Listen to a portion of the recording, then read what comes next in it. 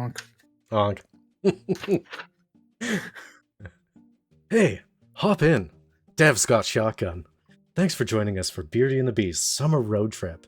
All summer long, we'll be having full spoiler discussions revolving around destination-adjacent films. Those spoilers will follow you as a mother until you've accepted them into your heart. If you like what we do, please like and follow, or join the discussion in the comments or at our Discord. A full list of services we're available on can be found at beardyandthebeast.com. As always, my name is Drew, and he's got a black belt. We call him Killer. Devin. True. They call me Killer. And my belt is black. With those shoes. Today we'll be discussing 1996 family adventure film, Fly Away Home. So Devin, did you imprint upon this film, or should you clip its wings? I enjoyed this film. There were definitely things that I didn't remember from it, which is, kind of refreshing. It's like, oh, this is how Drew sees all movies forever. It's nice, eh? Yeah. Like the main plot beats I got.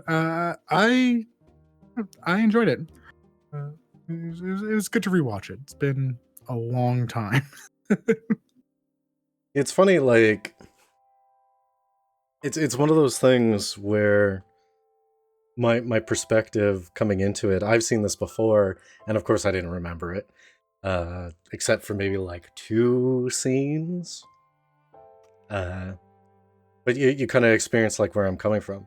It's kind of one of those things, like every planet has its own weird customs. About a year before we met, I spent 6 weeks on a moon where the principal form of recreation was juggling geese. My hand to God, baby geese. Goslings! They were juggled! Thanks, Kaylee.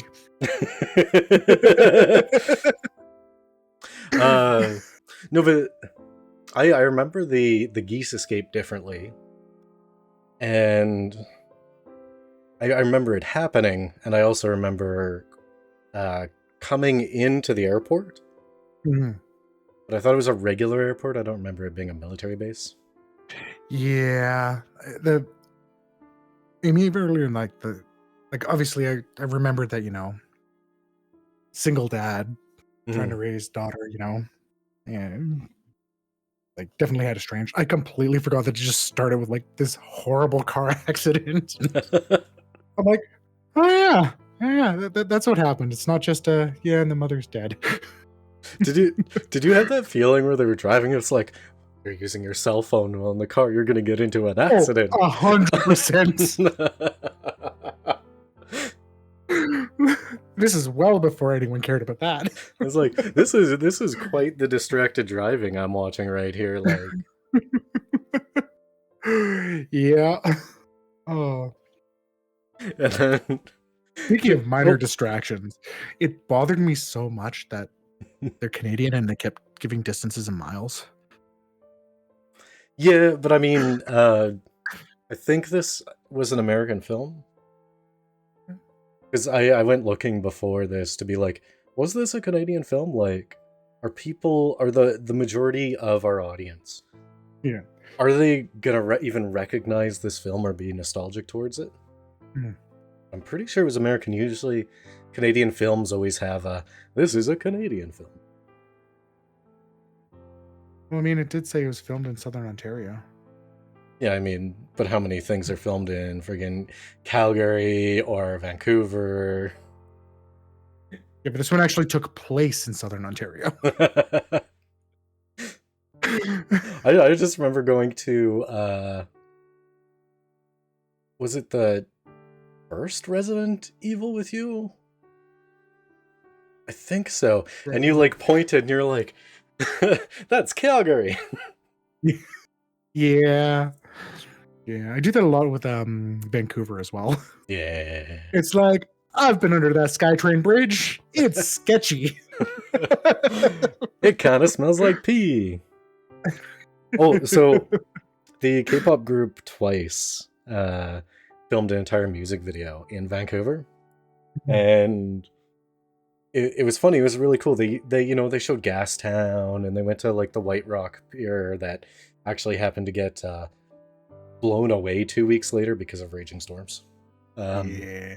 But all these scenic things, and then they were in this one alley like dancing, and one of the comments was, oh, I feel so bad for the girls because that particular particular alley is so sketchy and smells like pee so bad. And I'm like, yeah, it does. Yeah. That was the first K-pop video you ever showed me, I think. Or one of the first. But Fly Away Home. Yeah. You know what I found really nice? There was actual like father-daughter bonding in this. Yes. As of late, I've been pointing this out as we've been watching things, you know, such as Belle. It's almost like movies these days want to ignore like the father-daughter relationship, or the father is just completely inept and can't do anything right, or the daughter is just terrible to her father. Yeah. I mean, like, I know, obviously don't want to, because that entered my mind too. Obviously don't want to be fully rehashing Belle, though it's awesome. Go watch it, and Go then watch go watch our Belle. podcast about it. One after the other. Yes. I mean, like, it's Belle, there was very much that was part of the conflict. Like, the father was trying and just couldn't get anywhere, but I mean, it was focusing on, you know, Jisoo instead. Jisoo? This here, like, there was a lot of that same kind of tension. It was so nice to see him, instead of trying to force that relationship, just do things that would encourage the relationship to allow her to step in. Well, he was taking the right steps, and she was definitely wary being in a new environment. Like, her emotional strokes made sense. And over the supposed period of time, especially as they're dealing with this outside conflict, it made a lot of sense that they would start bonding. Yeah. And it felt slow, but it was the right pace. Mm-hmm. I mean, yeah, it was slow, but it was natural. It was, well, what do you expect? She was like 3 when the parents separated. That was 10 years ago. Basically hasn't seen you know, father since. Well, that's the thing. It's like it was more the subtle actions that were taken. The fact that the father was trying, and then he turned around and he goes and does an act where he was just like, you know what? No, I trust her. Yeah. Like, she can do this big thing. And it was reciprocated. It wasn't a case of like, I'm the headstrong heroine and my father represents the patriarchy stopping me from doing this thing. Because if they remade the movie today, Oh yeah, it would be the conservation guy and Amy against the father. I mean, obviously. I don't know, because that means they would clip the wings, and that's not very green. No, it's because the father would want to clip the wing. Oh, my mistake. That makes so much more sense. And I think that's a big thing. Like, all of the relationships in this made sense. It's like even his girlfriend, right? Like, yeah, no, of course she's not going to trust. Of course she's like, hey, I didn't sign up for to have a kid. But then at the same time, you know, stepping in when it mattered in helping, like.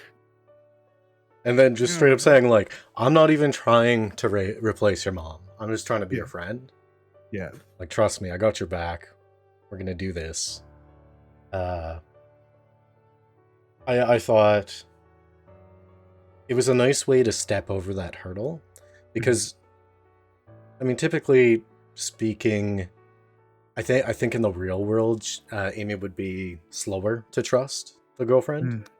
Yeah. But for them to throw in that scene to get over that hurdle, just like, it's not a linchpin of the movie, but it makes that entire relationship string throughout the entire thing make sense. Yeah.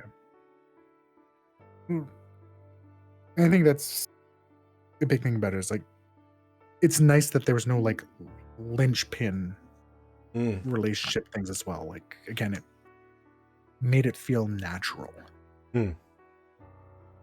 She's a kid, and that was a nice thing too. She felt like a 13-year-old. I mean, leave it to Anna Paquin, right? Right? Like, it actually made sense to me. Because this was still fairly early in her career, right? Yeah, I mean, before this. No, she was in the Disney dub of Castle in the Sky. I mean, the piano and Jane Eyre beforehand. Yeah. I mean, what I don't understand is like how she could touch the geese with her bare hands without killing them, then turning into a goose herself. That's a reference to her playing Rogue in X-Men. Yeah. Hey, you know, this isn't even the first movie with her. This isn't the only movie we have with her this summer. Oh, really? Yeah. Wait, what else? I don't know. She's in her other live action one. Oh, really? We should. I like that there was a lot of like kind of grounding it in a little bit more in reality. Mm-hmm. I mean, this is extraordinarily loosely based on a true story.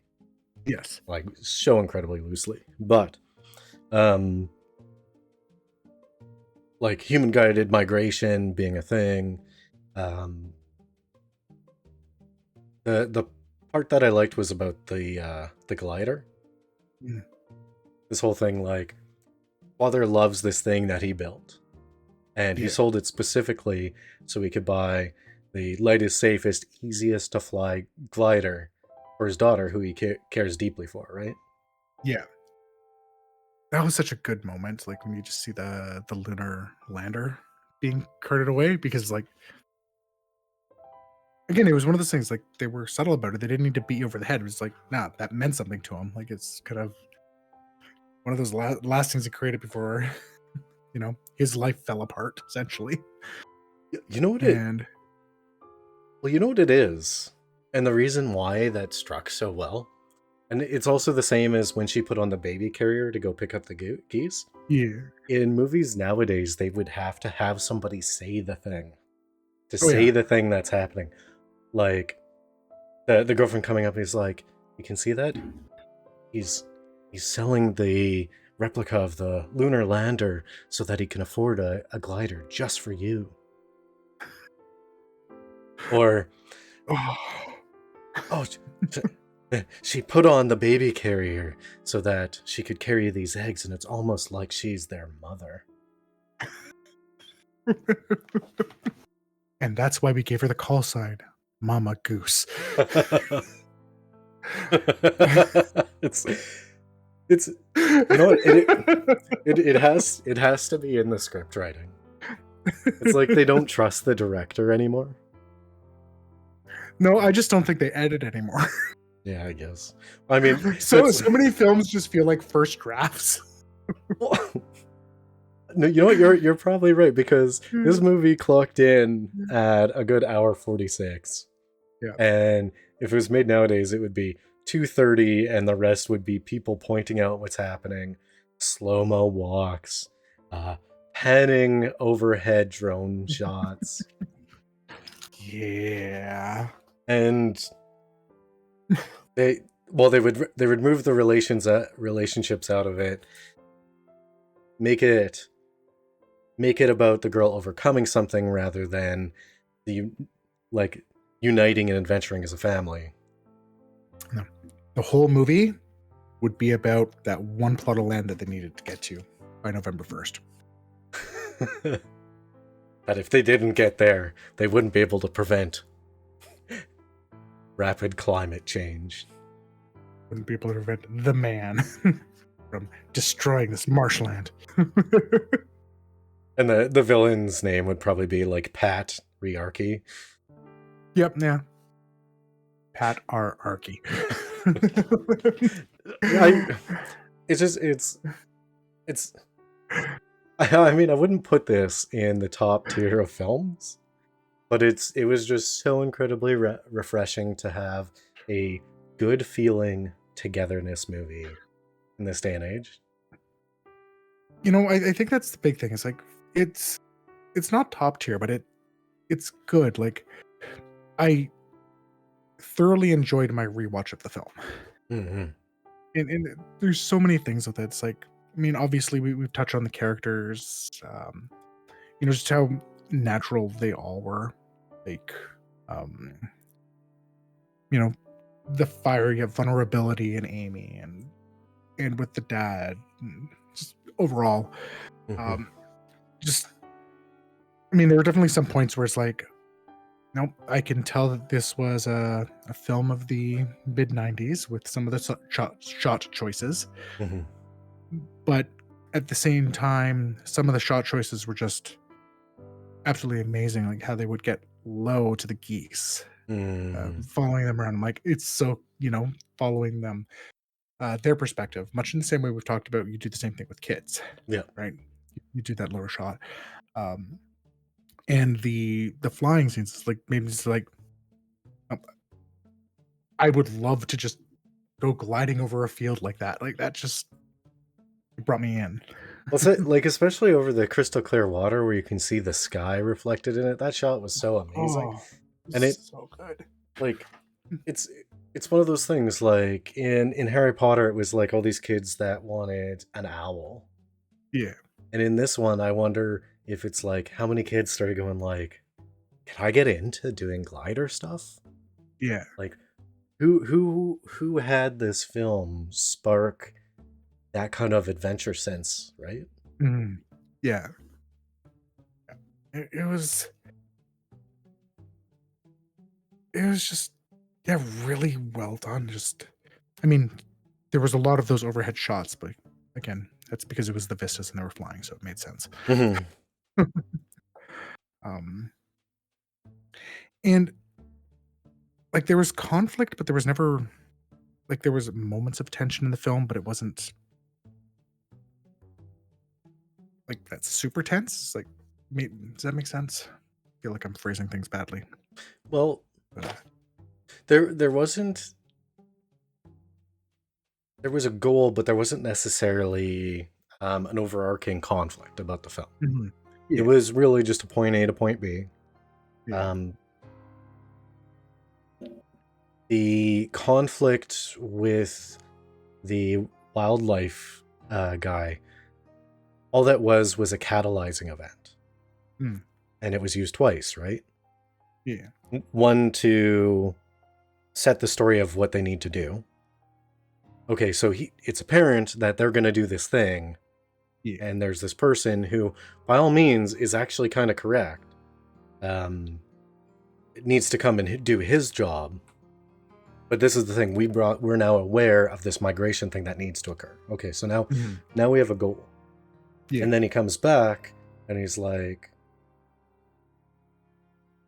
instead of starting our journey all planned and making it feel very this happens, this happens, this happens, they insert this minor tension part where he kidnaps the geese or goose snaps.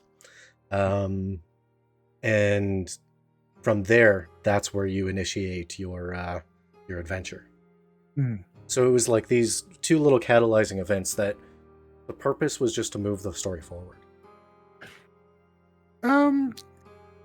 See that this is where I wonder actually how much of this was from the original story, because I don't actually think the film would have changed that much even if it wasn't there. Um for a few reasons. One, like him going to clip the wings is, again, more just to show that fire that Amy had. Mm-hmm. Like just that immediate, no. And which is kind of nice because it also you know, relates her to her father a bit more. She can understand that parenting aspect. Yeah. And that protecting. So there's that, but they were planning on doing it anyway. Like it wasn't a catalyst from leaving, and in fact, they left later because of it. They said they lost a couple days. But the thing is, that's so. What I'm saying is, instead of them just having information dropped on their lap, they created at least the concept of conflict around it. Yeah. So it accelerates the movie. It makes it less static. Like both those things could have just been a book. Yeah. And it would have made the movie actually less exciting. That was actually one of those scenes that I thought I remembered, but I clearly didn't. I don't know why I thought there was like an ET-like moment with, them actually trying to actively stop them from flying away. I do like how she, like, in my mind, like, she purposely buzzed the school after she freed the Goslings, just because she knew he was there. I mean, that's how they set it up. I was like, heck yeah. Yeah.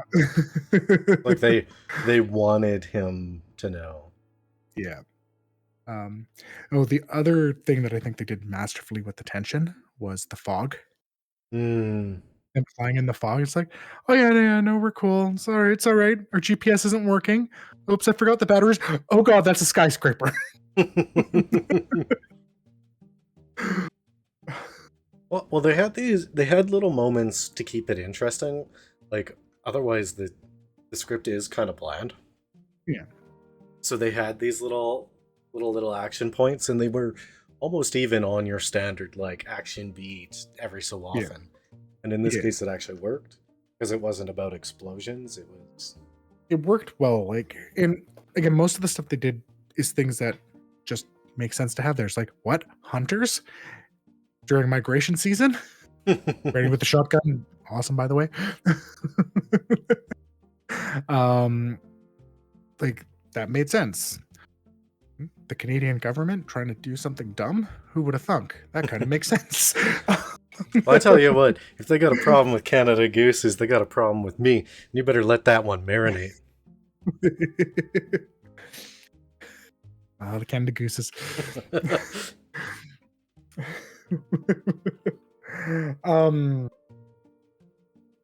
Yeah, like, and I mean, like, even the tension is that, like, with him crashing his glider, which I honestly remembered, but I thought it was like a lot worse than it was. I thought it happened earlier. I thought she had to do like the majority of the flight on her own. Yeah, I kind of thought it happened earlier, and I thought he like broke his leg or something. Yeah. So he couldn't glide. Yeah, and I don't. Okay, at least I'm not the only one with that false memory. I mean, you know what? I'm pretty sure I saw this film. Might have been Cub Scout camp. We had a cabin, and they just had kind of movies playing at night sometimes. Yeah. And I'm not sure if it's the one where I saw Hackers for the first time, or I spied a boob when I was very young. Oh, it was a boob.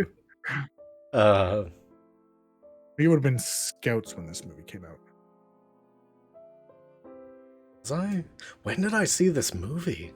It would have been Scouts. I know that for sure because I was in my like third year Scouts in second or third year. Yeah, third year Scouts in '97. Don't age shame me. I'm not shaming anyone. Old man. Oh. Get off my lawn. Where did I see this? Maybe TV. Maybe like just browsing CBC. I could see that.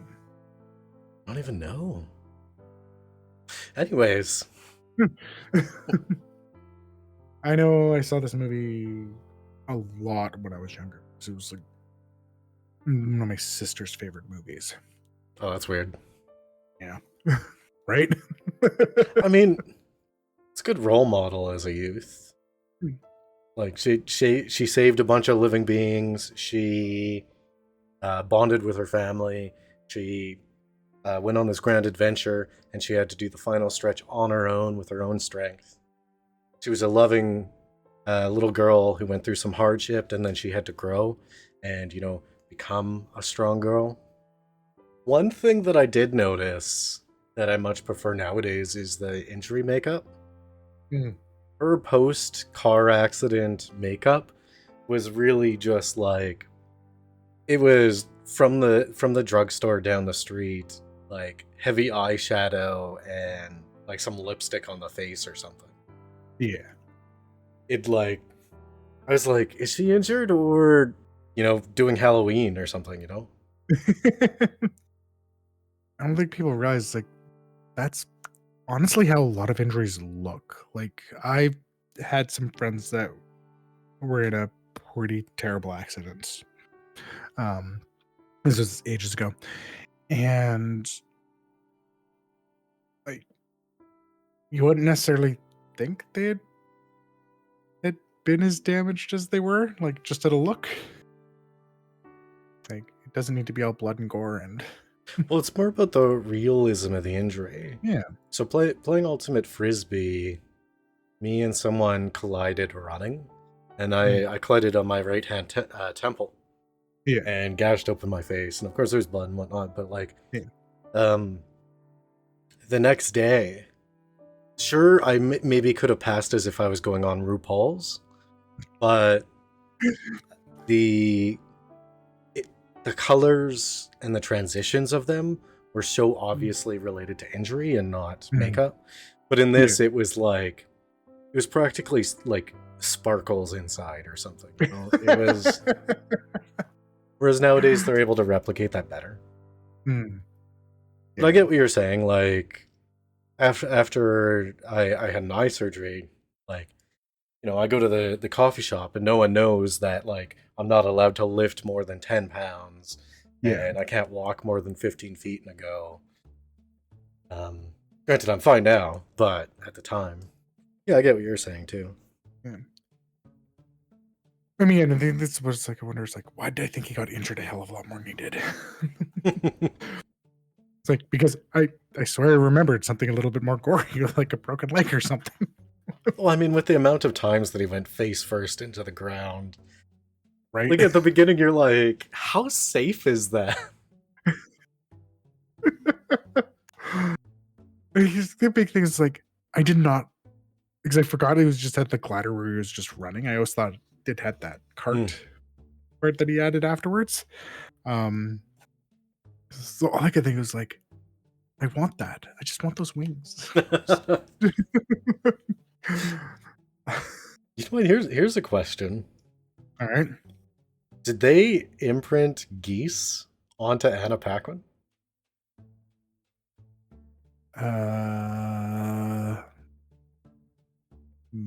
Maybe.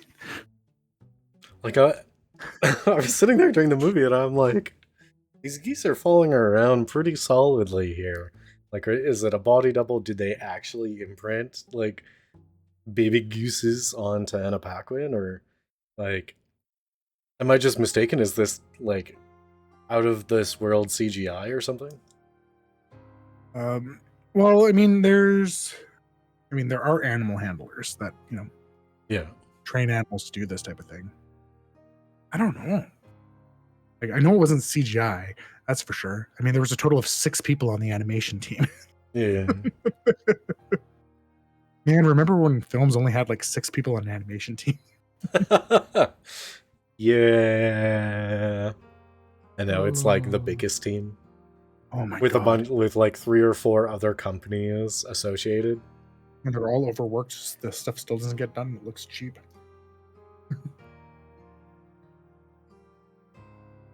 Man, Mainframe ran 3 TV shows computer animated weekly. And Marvel can't get one thing to look anymore. I mean, the Fox animated ones that are done from different studios are pretty good. Yeah. I think they've had at least one that was primarily like almost cell shaded kind of thing. Oh yeah. No, it's I'm thinking of like the just like the special effects in some of these films. It's like, no, everything doesn't need to be nanobots. How are we getting so distracted? We're talking about gooses. And we're slamming on Marvel again. Well, dude, it's because Fly Away Home isn't that complex of a movie. There's not that many downsides. In fact, Yeah. I think we've probably identified the biggest one, which is the fact that there isn't actually that major of a conflict. Yeah. And that's just from a like objective, like this is how movies are made kind of thing. Yeah. But the thing is, it didn't detract from the movie. Yeah. No, and I think you nailed that right. There's like there was the right amounts of conflicts throughout in little ways. Again, the father and daughter learning to actually get along, and a little bit with the conservationist and the making sure you get there on time. Like, yeah, it worked.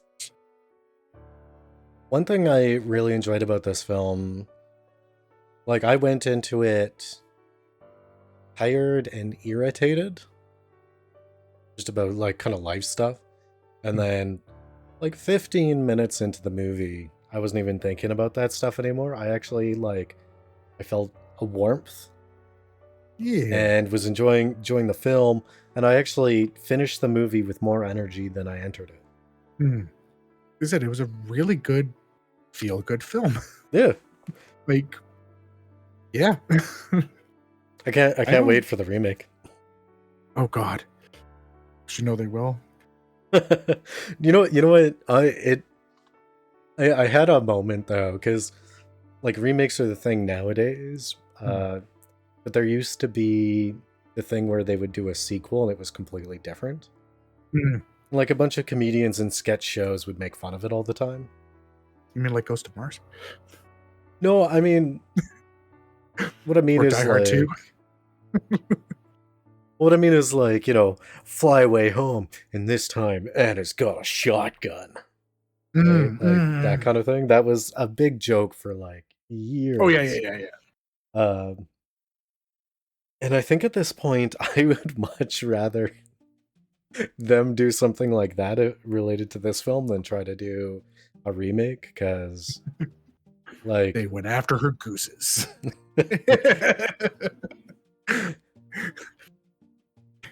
We find out she has a particular set of skills, and they're all going to see them. Go after the goose, get shot in the caboose.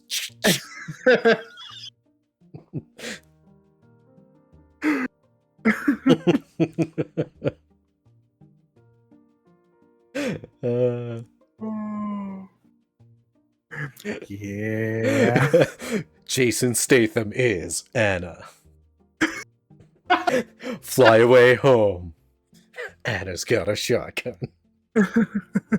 Anna's got a gun. Oh. I got stuck in my head Jason Statham in a bad wig going, "You just don't trust me, Dad. I'm their mama. I'm the mama goose." Oh. Apparently, Jason Statham and The Rock can't stand each other. When they do scenes in the Fast and Furious movies, they're like not actually looking at each other. They're like standing like 2 feet to the side, and they're just shot as if they're looking at each other. Huh. They can't. Yeah, that's what I heard. I wouldn't like. I know that there was like issues with The Rock and Vin Diesel, but that one's surprising. It's like Hobbs and Shaw was actually quite enjoyed that one. Well, I mean, that's when they start turning into superheroes. Was that where they turned into superheroes, or I think that was after they started turning into superheroes? Dude, they fought a bionic dude. Yeah, I think they went to space before that one. It's like they took the plot of Dead or Alive, and then they they did a spin-off of Fast and the Furious, and they made it into a movie called Hobbs and Shaw. My Have you seen the Dead or Alive movie? Oh God, I think we saw that together. I like it. With these, I've been downloading everything into these glasses so I know all your moves. So when I wear it, I'm the best fighter. Thanks, you Boyle. No. We just need Anna Paquin with a shotgun. All right. I mean, it's possible. I mean, did you watch the True Blood webisodes? Oh, there's Scream 4. She could have had a shotgun in that. It's been a long time since I watched Scream 4. No, It's they very don't possible. generally have rifles, do they? It's usually a handgun in the Scream. Yeah. And usually, like, doesn't work or gets knocked aside. Tropey stuff. Yeah. It's not the focus of it. So in Supernatural, we're tangenting off of tangents now. So in Supernatural, there's an episode. So in Supernatural, a prophet starts getting visions of Sam and Dean, and doesn't know what to do with them, so he starts writing these books, these young adult books. And then eventually they get this cult following, and they do a supernatural convention out in the middle of nowhere. And there's like this German guy, and he's like, I see that their guns are always getting knocked aside. Why don't they just secure them with some type of bungee? And then in the episode, Dean's gun gets knocked aside. And he's like, oh, maybe a bungee would be a good idea.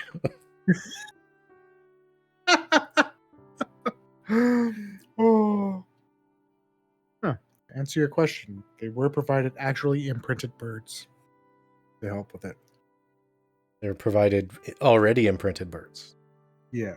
So it means that they were probably using a body double, or they made Anna Paquin dress in the same way or something. Yeah, no, apparently, the guys who this is loosely based on provided the actually imprinted birds as well as the aircraft used. Oh, really? Yeah. So I wonder... Huh. I guess it was like 10 years before, right? Yeah. So this is really cool. Oh, that's awkward. Oh, no. I'm looking at trivia. There's some awkward trivia. So, 9 years after Fly Away Home, Jeff Daniels and Anna Paquin were in a film called The Squid and the Whale, where they filmed a sex scene together. Oh, I'm not okay with that. Nope, not at all. I mean, I know they were consenting adults and they're not related, but like, I'm not okay with that. Daniel said in an interview at the time that the way they coped with filming the scene was by trying not to think about, geese. I mean, all I think about when I'm making love is geese, so I don't even know how they would do it. Speaking of inappropriate relationships, were you as worried as me when they introduced the long-haired bad boy who was obviously like 20 something, and you're like, bro, she's 13. 100%. I'm so glad that didn't go anywhere, because I was like, the entire film, I'm like, no. It was like the one scene of them just like sitting there playing instruments or something. I'm like, what? No.